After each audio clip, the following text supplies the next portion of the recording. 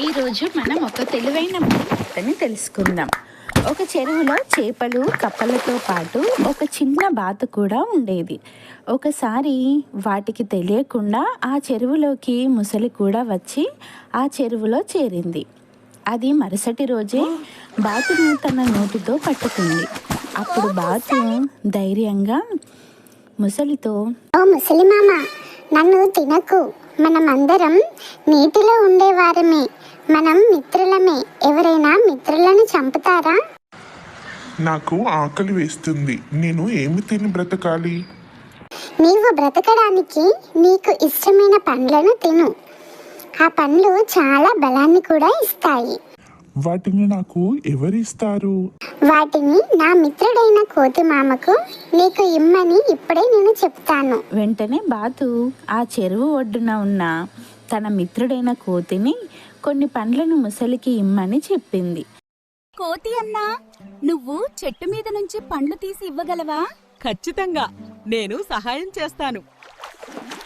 ఇవిగో పండ్లు. చెట్టుపైన ఉన్న కోతి బాతు మాటలు విని కొన్ని పండ్లను ముసలి కొరకై చెట్టుపై నుండి ఆ చెరువులో రాల్చింది. ఆ ముసలి వాటిని తిని కడుపు నింపుకుంది. ఆ తర్వాత కొన్ని రోజులకు అక్కడికి నక్క ఒకటి వచ్చింది. అది నీటిలోకి దిగి నీటిని తాగుతుంది. ఇప్పుడు ఆ ముసలి ఈ బాతు కప్ప చేపలతో స్నేహంగా ఉండడం చూసింది. పండ్లను మాత్రమే తినడం చూసింది. ఆహా, ముసలి మాంసాహారం తినడం మానేసిందన్నమాట అని తెలుసుకొని ముసలి దగ్గరికి వెళ్ళి, ఓ ముసలి మామ, నీకు ఇష్టమైన మాంసాహారాన్ని మానేస్తావా? ఈ బాతు మాటలను నువ్వు నమ్ముతావా? అది పక్షి, మనం జంతువులం. దానితో నీకు స్నేహం ఏమిటి? దాని కొరకు నీ ఆహారాన్ని మానుకుంటావా అని చెప్పింది నక్క. నక్క మాటలు విన్న ముసలి నక్క చెయ్యి పట్టుకొని ఇలా అంటుంది, ఓ నక్క, నీవు అన్నది నిజమే. నేను నిన్ను ఆహారంగా చేసుకుంటాను. నాకు మాంసాహారపు రుచిని తిరిగి గుర్తు చేశావు కదా అంది. ఊహించని ఈ పరిమాణానికి నక్క ఆశ్చర్యపోయి ఏడుస్తూ, ఓ ముసలిమామ, నేను నీ మంచి కోసం చెబితే నన్నే పట్టుకుంటావా అంది. అప్పుడు ముసలి, అవును, నీ మాంసం చాలా రుచిగా ఉంటుందని ఎవరో అంటుంటే విన్నాను అంది. వెంటనే బాతు అక్కడికి వచ్చి, ఓ ముసలి మామ, ఆ నక్కను వదిలిపెట్టు. అది జిత్తుల మారి నక్క. దాని ఒంటి నిండా విషమే. అందువల్ల ఒకవేళ నువ్వు దాన్ని తిన్నావంటే ఆ విషం కూడా నీ రక్తంలో కలిసి ఆ వంకర బుద్ధులే నీకు కలుగుతాయి. అందువల్ల ఇప్పుడు నీకు ఉన్న ఆ మంచి పేరు కాస్త పోతుంది.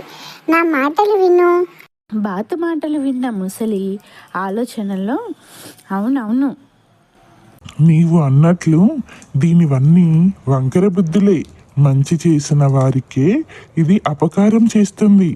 అందువల్ల దీని మాటల్ని నేను నమ్మను. దీనికి బుద్ధి రావాలని నేను అలా చేశాను అంది దానిని వదిలిపెట్టి. నక్క అమ్మయ్య అంటూ అక్కడి నుండి వెళ్తూ ఆ బాతుకు ధన్యవాదాలు చెప్పింది. నక్క తనలో తానే, నేనే తెలివైన దానిని అని అనుకుంటే బాతు నాకన్నా తెలివైనది. ఇది ఆ ముసలి మనసుని మార్చివేసింది, నా ప్రాణాలను కూడా కాపాడిందిలే అంటూ అది బాతుకు ధన్యవాదాలు తెలుపుకుంటూ అక్కడి నుండి వెళ్ళిపోయింది. ఆ తర్వాత బాతు ముసలి ఆ కప్పలు చేపలతో పాటు ఎంతో స్నేహంగా ఆ చెరువులోనే ఉండిపోయింది. ఈ కథ మీకు నచ్చితే లైక్ చేయండి, మీ ఫ్రెండ్స్కి షేర్ చేయండి. మరిన్ని కథల కోసం మా ఛానల్ని సబ్స్క్రైబ్ చేసుకోండి. Thank you for watching.